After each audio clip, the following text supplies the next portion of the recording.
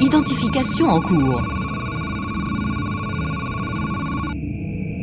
Xavier Ménival, responsable du service des traitements et valorisation des déchets de la communauté d'agglomération du Boulonnais.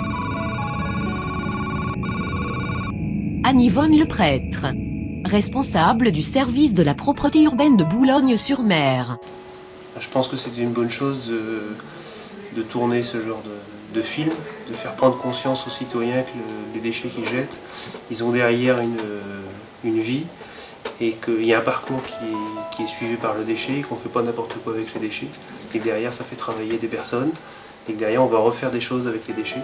C'est toujours important de pouvoir communiquer en matière de déchets, et notamment de déchets recyclables.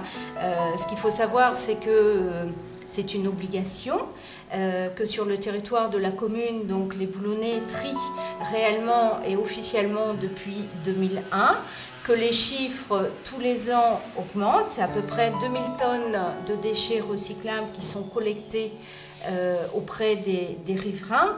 Effectivement, l'adhésion de la population du Boulonnais a été bonne. Néanmoins, on constatait des grosses erreurs, pour ne pas dire des horreurs, c'est-à-dire que dans les sacs de tri, on retrouvait des magnétoscopes, des chaises de salon de jardin, des pneus, des jantes, des pots de peinture.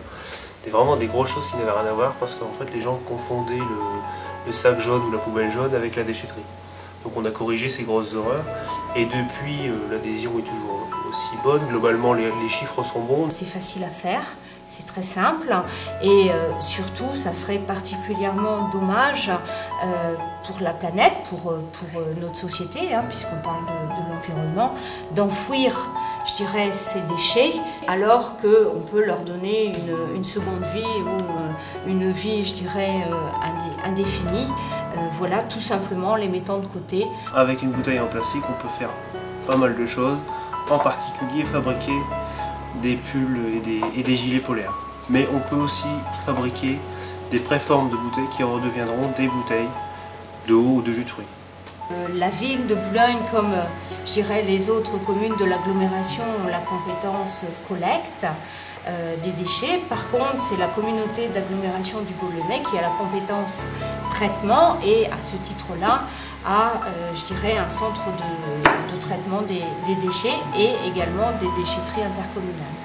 On gère les deux déchetteries intercommunales qui sont situées à Saint-Léonard et à Saint-Martin-Boulogne et le centre de tri des déchets ménagers où l'ensemble des bouteilles, des flacons plastiques, des papiers, des cartons et des boîtes de conserve sont triés et envoyés vers les usines de recyclage.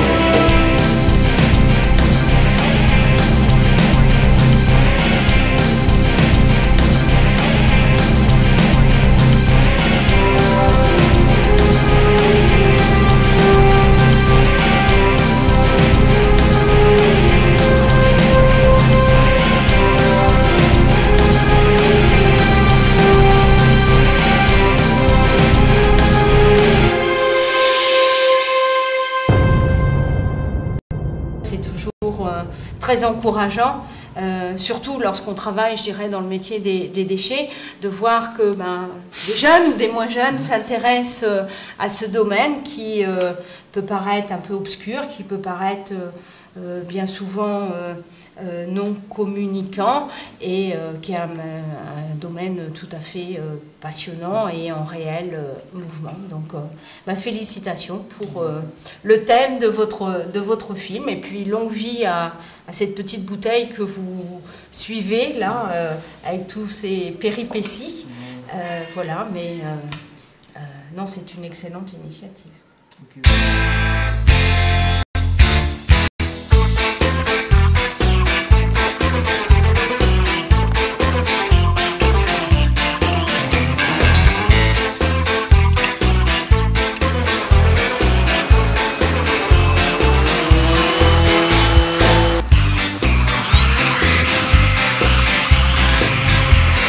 Rappelez-moi qui a trouvé cette idée et ces plans galères. Celui-là, si vous me le chopez, j'ai 2 mots à lui dire.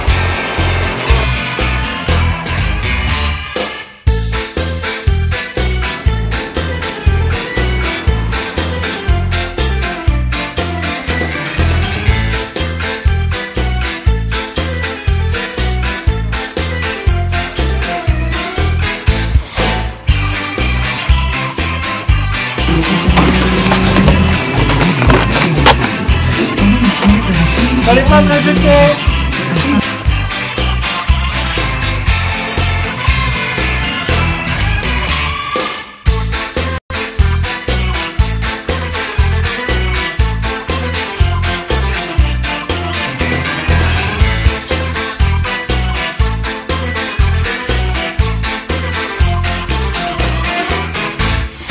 Salut, c'est Steve, Kevin, Gilles, Sophie, Arnaud, Laurent et Ondine. Ça va faire du bruit aux oreilles. On représente la bouteille. On a été à Saint-Martin dès le matin pour visiter le centre de recyclage. Attention aux embouteillages. On est parti en pleine nuit pour aller à Paris. On a vu la Tour Eiffel et le recyclage des bouteilles. Yo